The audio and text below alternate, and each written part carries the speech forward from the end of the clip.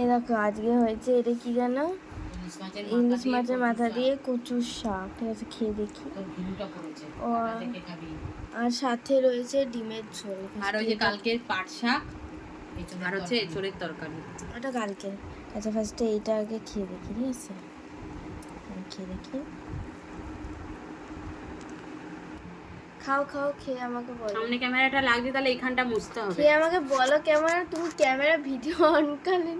হ্যাঁ ঠিক আছে, এবার তুমি খেয়ে বলো কেমন। আমি এখনো খাইনি, কাটা বাচ্ছি, কাটা ফাটা বেছে নি। আমি খেয়ে নি একবার, কারণ ইলিশ মাছের কাটা এবার গলার মধ্যে যদি ফুটে যায় এক্ষুনি ঘাটে চলে যাবো। একবার জানো, ও আমার মেয়ের অন্নপ্রাশনের সময়, হ্যাঁ মানে ওর যে এক্স বাবা ছিল, সেই বাবার একটা বন্ধু ছিল। হ্যাঁ, সেই বন্ধুটার নাম ছিল হচ্ছে বুড়ো। সেই ছেলেটা ওর অন্নপ্রাশনে এসে দুপুরবেলা মাছ ভাত আর মাছের কাটা দিয়ে মনে হয় যেটা রান্না হয়েছিল। সেই মাছের কাটা খেতে গিয়ে এত বড় একটা কাটা গলায় আটকে গেছে। দিয়ে ওই অন্নপ্রাশনের দিনকে ওকে আরজিকাল হসপিটালে গিয়ে গলার কাটা বার করে আসতে হয়েছে, আর বিকালবেলার অনুষ্ঠানে থাকতে পারেনি। এরকম দুর্ঘটনা ঘটে গেছে। আজকে এটা শেয়ার করলাম। চলো খেয়ে নিই।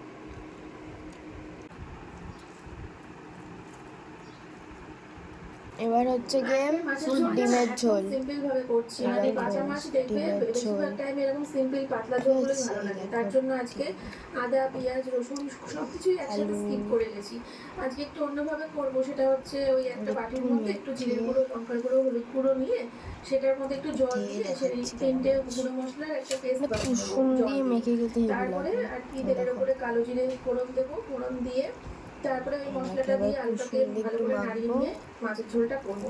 তো এইভাবেই একটু এইভাবেই করে থাকি। বাটা মাছটা এইভাবে করলে না প্রচন্ড টেস্ট লাগে, যদি মাছটা জ্যান্ত না। আজকে রাতেও ভাত খেয়েছি, মাছের ঝোলটা এত ভালো হয়েছিল সেই কারণে। চলো দেখতে থাকো। অল্প একটু খাবি, বাবাকে আনতে বলবো, ঝোলটা খাওয়া। আমি